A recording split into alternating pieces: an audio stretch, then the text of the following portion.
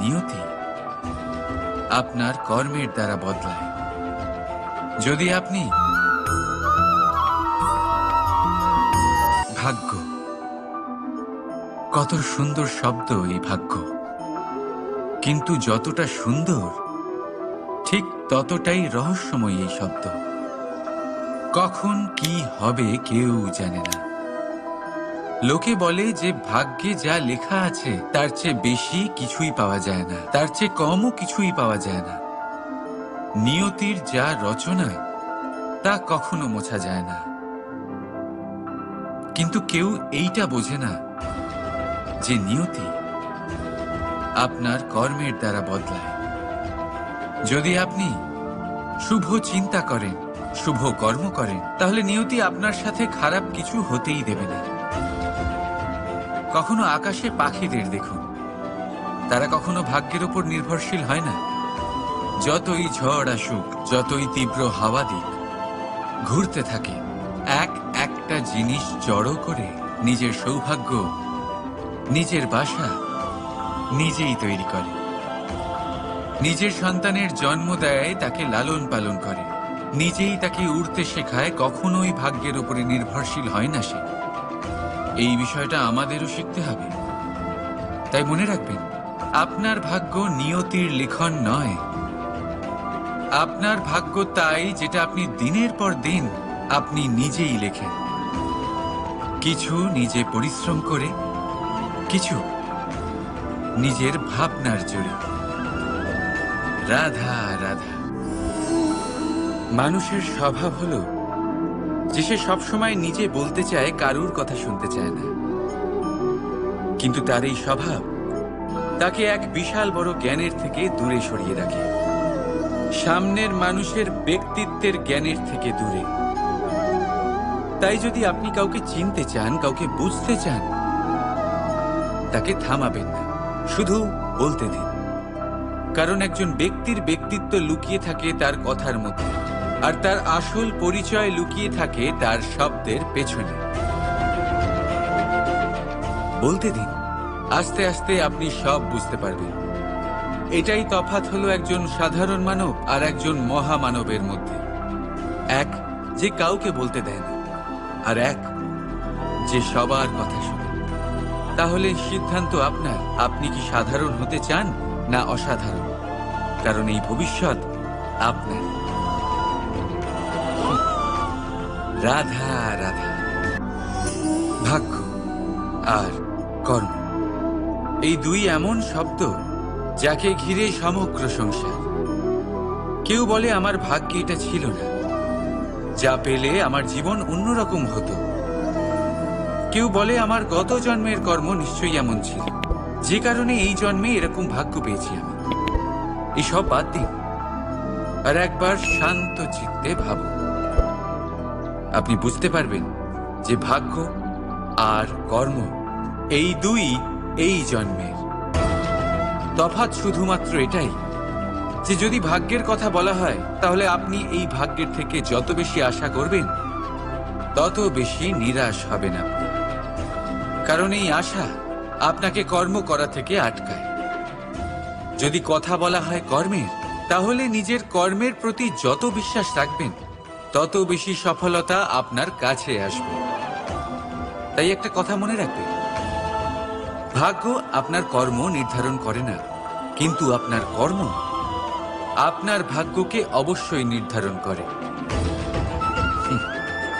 রাধা রাধা।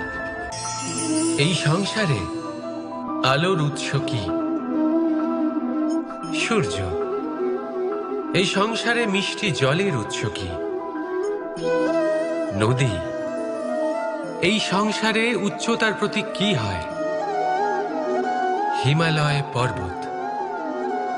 আমরাও জীবনে এরকমই হতে চাই, সূর্যের মতো তেজস্বী হতে চাই, নদীর মতো পূজনীয় হতে চাই, হিমালয় পর্বতের মতো উচ্চতা লাভ করতে চাই। সব ঠিক আছে, কিন্তু তার জন্য আমরা কাজ কি করি? যদি এরকম আমরা হতে চাই, তাহলে সবার আগে সূর্যের মতো নিজেকে উজ্জ্বল করুন। সূর্যের সব থেকে বেশি আলো নিজের অন্তরে থাকে। নদীর মতো নিজের পথ নিজেই তৈরি করুন। পাথরের সাথে ধাক্কা খাওয়ার পরেও থেমে না যাওয়া শিখুন। হিমালয় পর্বতের মতো উচ্চতা লাভ করতে হলে সেটার মতো অটল থাকতে শিখুন। একটা কথা অবশ্যই মনে রাখবেন, নিজেকে জ্বালাবেন তবেই সংসারকে আলোকিত করতে পারবেন। রাধা রাধা।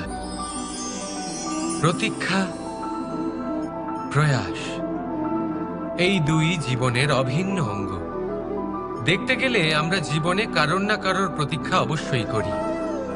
সে কোনো ব্যক্তি হোক বা সময় হোক বা কোনো ভাবনা, সব কিছুই হতে পারে। আর দেখতে গেলে সব সময় কেউ না কেউ কিছু প্রয়াসও করে চলেছে। যেমন সাফল্য আসার প্রতীক্ষা, বিফলতা যাতে না আসে তার জন্য প্রয়াস, সুখ আসার প্রতীক্ষা, দুঃখ যাতে না আসে তার জন্য প্রয়াস। এবার প্রতীক্ষা আর প্রয়াসের মধ্যে এক ঘনিষ্ঠ সম্পর্ক রয়েছে, আর তা হল যিনি প্রতীক্ষা করেন তিনি ঠিক তাই পান যা একজন প্রয়াস করা ব্যক্তি পেছনে ফেলে আসে। তাই প্রতীক্ষা নয়, প্রয়াস করুন। এই প্রয়াসের মধ্যেই সুখের চাবিকাঠি রয়েছে। রাধা রাধা। মানুষ কর্ম করে, আমি বারংবার বলি যে ফলের আশা করবেন না। তাও মানুষ কোথাও না কোথাও নিজের কর্মের বদলে কোনো না কোনো ফলের আশা অবশ্যই রাখেন। কখনো তিনি সফল হন, কখনো অসফল। সেই জন্যই আমি বলি যে ফলের আশা কখনো রাখবেন না, কারণ সাফল্য বা অসফলতা মনের মধ্যে রাখলে কখনো কোনো লাভ হয় না। যদি সাফল্য মনের মধ্যে রাখেন তাহলে অহংকার জন্ম নেবে। যদি অসফলতা মনের মধ্যে রাখেন তাহলে এক হীনমন্যতায় আপনি ভুগবেন, যা দিয়ে কোনো শুভকর্ম হবে না। সেই জন্য শুধুই কর্ম করে যান, কর্মেই মগ্ন থাকুন।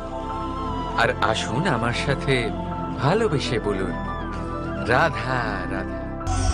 বন্ধু আর শত্রু, প্রত্যেকের জীবনের একটা বড় অংশ এর উপরে নির্ভরশীল হয়ে থাকে। আপনার জীবনে সফলতা আর অসফলতাও এর উপরে নির্ভরশীল। কিন্তু এই বন্ধু এবং শত্রুদের খুঁজে পাওয়ার জন্য আপনাদের বাইরে যাওয়ার প্রয়োজন নেই, কারণ এরা স্বয়ং আপনার ভেতরেই আছে। আপনি যদি বিনম্র থাকেন, যদি আপনি নিরন্তর প্রয়াস করতে পারেন, তাহলে আপনার কোনো বন্ধুর প্রয়োজন নেই। যদি আপনার মধ্যে অহংকার থাকে, যদি প্রতি কথায় আপনার মধ্যে ক্রোধ উৎপন্ন হয়, তাহলে আপনার শত্রুর কোনো প্রয়োজনই নেই।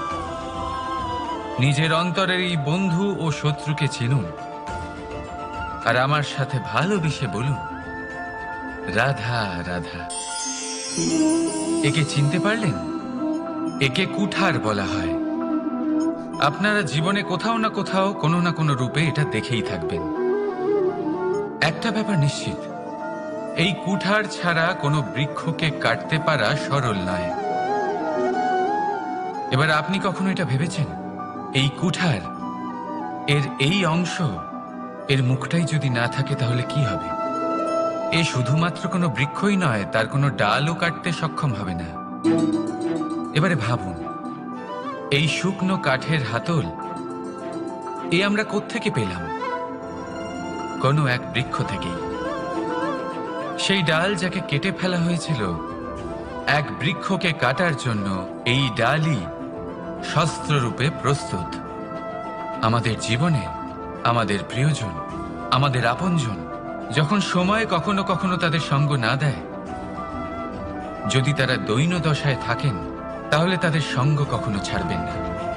ওনাদের প্রয়োজন শুধুমাত্র মনোবল, তা তাদের দিন। তাদের সাহায্য করা আপনার কর্তব্য। হয়তো তাদের সাথে থেকে আপনার কোনো লাভ হবে না, কিন্তু তাদের দূরে থাকাতে আপনার ক্ষতি অবশ্যই হতে পারে। সর্বদা সাহায্য করুন, সঠিক সময় আসলে তা আপনার সহায়ক অবশ্যই হবে। রাধা রাধা। আমাদের মধ্যে বেশিরভাগ মানুষেরই এই অভিযোগ থাকে যে মানুষ তখনই আমাদের স্মরণ করেন যখন সেই সময় আসে যখন আমাদেরকে প্রয়োজন হয়, যখন কোনো কাজ থাকে। যখনই এই সময় পেরিয়ে যায়, তাদের কার্যসিদ্ধি হয়ে যায়, তারা আমাদের থেকে দূরে চলে যান, ভুলে যান আমাদের। এবার এই বিষয়ে ভেবে খারাপ অবশ্যই লাগে। এই পরিস্থিতিকেই অন্য এক দৃষ্টিভঙ্গি দিয়ে দেখার চেষ্টা করুন। মনে রাখবেন, মানুষ প্রদীপের সন্ধান তখনই করেন যখন তার জীবনে অন্ধকার থাকে। আপনি প্রসন্ন হয়ে উঠুন, কারণ আপনার কাছে সেই সুযোগ আছে যে কারোর জীবনে প্রকাশের কিরণ আনতে পারছেন, কাউকে সঠিক পথ দেখাতে পারছেন, কারোর সহযোগিতা করতে পারছেন, এই পুণ্য অর্জন করতে পারছেন। কারোর থেকে কোনো আশা রাখার দরকার নেই। যার আপনাকে যতটা প্রয়োজন তাকে ততটাই সাহায্য করুন, ততটাই সবাইকে প্রেম বিতরণ করুন। আর এই প্রেমের ভাব নিয়েই আমার সাথে বলুন, রাধা রাধা। এটা সেই নৌকার প্রতিরূপ যা আমাদের নদী পার করায়। এবার বিষয়টা একটু ভেবে দেখুন। সেই বিশাল নৌকা যা আমাদের নদী পার করায়, সেটার নির্মাণ নদীতে নয়, ডাঙায় হয়। আর যদি আমরা এটাকে নদী অবধি পৌঁছতে চাই, তাহলে আমাদের দরকার পড়ে কোনো গরুর গাড়ির অথবা ঘোড়ার গাড়ির। তার সাহায্যে একে বহন করা হয়। এবার পথে যদি কোনো জলধারা আসে, কোনো নদী আসে, আর সেটাকে পার করতে হয়, তাহলে তখন সেই নৌকার ওপরে গাড়ি রাখা হয়, তারপর তাকে পার করা হয়। অর্থাৎ এই যাত্রা দুজনের সংযোগ ছাড়া সম্পূর্ণ হতেই পারবে না। সেই জন্যই এই প্রবাদ আছে, কখনো নৌকা তো কখনো গাড়ি। আমাদের সম্পর্কের মধ্যে অতি আবশ্যক, আমাদের সম্পর্কের মধ্যে অত্যন্ত গুরুত্বপূর্ণ হল সংযোগ। সবসময় একসাথে চলা, সংযোগ স্থাপন করা। সবসময় সুখী থাকবেন। রাধা রাধা। পুস্তক, পুস্তক থেকে আমরা কি না শিখতে পারি। জ্ঞান হোক, বিজ্ঞান হোক, ইতিহাস হোক, সব শিখতে পারি। কথায় আছে, একটা ভালো পুস্তক, একটা ভালো গ্রন্থ পাওয়া তা 100 ভালো বন্ধু পাওয়ার সমান।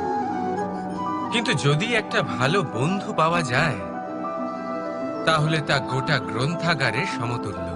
সে আপনাকে কর্মের বিষয়ে জ্ঞান দেয়, সাফল্যের রসায়ন শিক্ষা দেয়, সে আপনাকে ইতিহাসে অমর করে রাখবে। শুধু তাই নয়, সে আপনাকে শুধু পথই দেখাবে না, সেই পথে আপনার সাথে সঙ্গী হয়ে চলবে সে।